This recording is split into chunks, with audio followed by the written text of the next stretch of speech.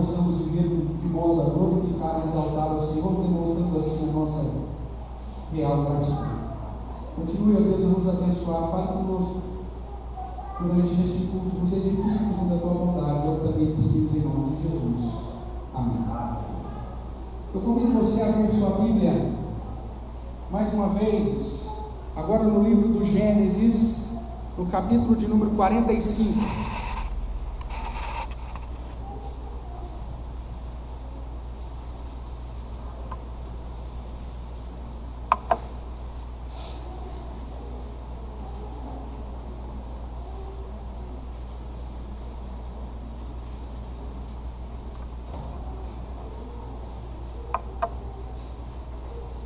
Gênesis 45, todo o capítulo. Lembrando que o mês de maio, irmãos, é um mês que na igreja presbiteriana, de certa forma, nós reservamos para consagrar as famílias e trazer aí mensagens que sejam relacionadas à vida familiar e a princípios que envolvem essa família. Portanto, hoje vamos relembrar um pouquinho da história de José e estudar o capítulo 45 do livro do Gênesis. Eu vou ler, os irmãos acompanham a leitura, que diz assim. Vou ler parte agora nesse momento e depois, durante a mensagem, nós vamos caminhando na sequência da leitura. Diz assim, portanto, a palavra do Senhor, Gênesis 45, 1. Então José, não se podendo conter diante de todos os que estavam com ele, bradou: fazei sair a todos da minha presença. E ninguém ficou com ele quando José se deu a conhecer a seus irmãos. E levantou a voz em choro, de maneira que os egípcios o ouviam, e também a casa de Faraó. E disse a seus irmãos: eu sou José, vive ainda meu pai? E seus irmãos não lhe puderam responder, porque ficaram atemorizados perante ele. Disse José a seus irmãos: agora chegai-vos a mim. E chegaram-se. Então disse: eu sou José, vosso irmão, a quem vendestes para o Egito. Agora, pois, não vos entristeçais, nem vos irriteis contra vós mesmos, por me haverdes vendidos para aqui.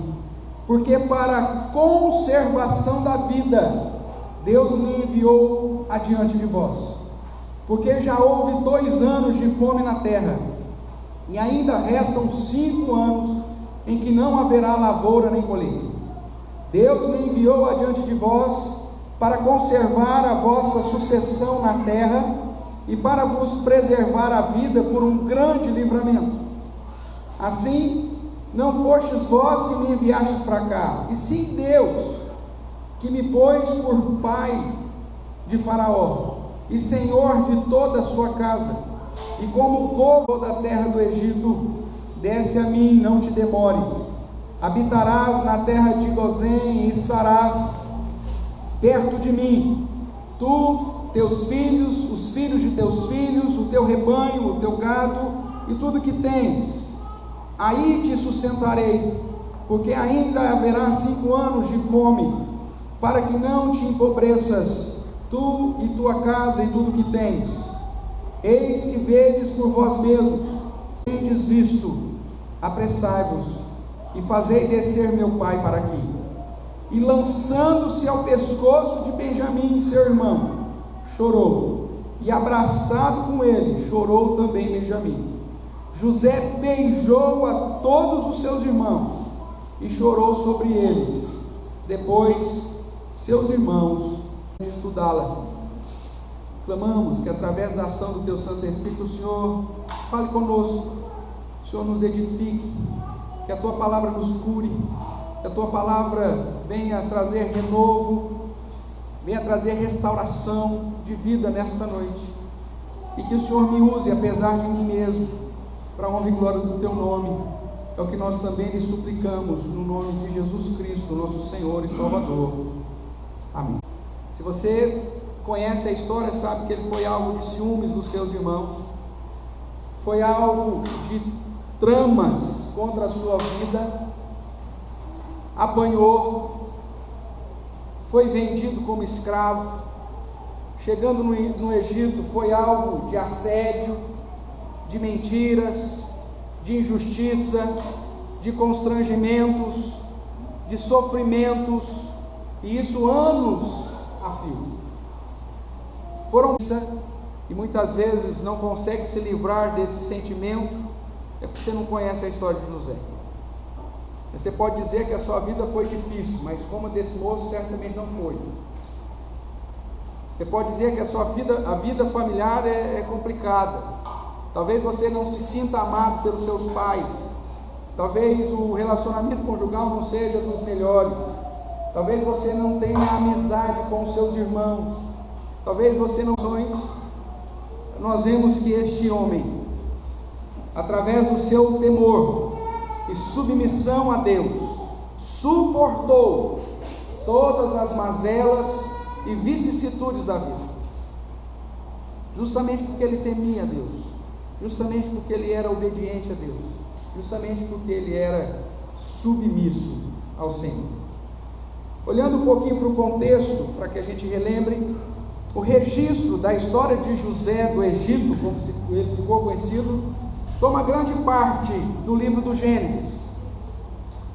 Além de ser um personagem importante para o desenrolar de toda a história de Israel, pois a sua odisseia, a sua vida, responde sobre o motivo porque do povo ter ido para o Egito. Lembre que quando o Gênesis foi escrito, Moisés estava retirando o povo do Egito, e depois de 400 anos, e aquela geração talvez nem estivesse muito atento dos motivos que tinham conduzido o povo de Israel para o Egito e os motivos que fizeram dele um povo escravo. O livro do Gênesis, portanto, tem o objetivo de trazer à memória daquele povo tudo que Deus fez, e a história de José responde por que eles foram então para o Egito e por que eles estavam ali naquele lugar. A história de José também explica o motivo dele ter recebido porção dobrada quando da divisão da terra, mostrando da bênção do seu pai Jacó. Quando fala a respeito de José, diz que ele teria então porção dobrada, e quando na divisão da terra prometida, José recebe duas partes. Lembra que Levi, por ser a tribo sacerdotal, não possuía terras, e aí José fica com duas partes, tribos que recebem o nome dos seus filhos, Manassés e Efraim. Você não vai encontrar lá na distribuição da terra a tribo de José, mas você vai encontrar a tribo de Manassés e a tribo de Efraim, que são seus filhos. Então o livro do Gênesis tinha esse objetivo, de explicar para o povo por que eles estavam no Egito, por que eles se tornaram escravos no Egito, o porquê da promessa da retirada. Inclusive José, como um personagem que tipifica Cristo, lá no capítulo 50, que nós já estudamos há alguns anos atrás, ele diz: olha, quando Deus tirar vocês daqui, vocês levem meus ossos. Era um homem crente, que acreditava nas promessas e que sabia muito bem do poder do Deus que ele servia. Tudo isso então com o objetivo de apresentar aquele povo que estava, o porquê do contexto dos dias da escrita de Gênesis. Na porção que lemos, Gênesis 45, do verso 1 ao 15 inicialmente, né, que nós lemos agora, e que vai na verdade até 28, nós vemos mais um motivo da importância desse servo de Deus do passado. Através das suas experiências familiares e o modo como ele agiu diante dessas experiências, hoje nós temos a oportunidade de aprender sobre um modelo para vencer os conflitos familiares. Um modelo para vencer os conflitos familiares. Certamente, irmãos, não existe nenhuma família que nunca tenha passado por nenhum tipo de conflito. Briga de pais e filhos, de maridos e esposas, brigas entre irmãos, ou seja, sempre na história das famílias, infelizmente, até por conta da inclinação do pecado, nós vivemos conflitos. Pai que não conversa com a filha, filho que não conversa com o pai, pai que não conversa com o filho que não conversa com o pai, irmãos que não se entendem, às vezes por causa de divisão de herança, ou às vezes, como aconteceu com José e seus irmãos, por causa de uma vestimenta. Porque meu pai deu uma camisa para o meu irmão, não deu para mim. Porque o pote da gelatina do meu irmão era maior do que o meu pote. Porque para o meu irmão comprou-se uma bicicleta nova e para mim foi de segunda mão. Ou porque o relógio que era do biso ficou na casa da tia e não ficou na casa da outra irmã. Ou porque na divisão dos bens do pai, que nós não vimos a hora de morrer, acabou sendo dividido de modo que eu não gostei. Então agora não converso mais com os meus irmãos, não participo mais de aniversário, não vou mais a festividades familiares. Ou seja, são tantas situações que podem conduzir a conflitos, irmãos.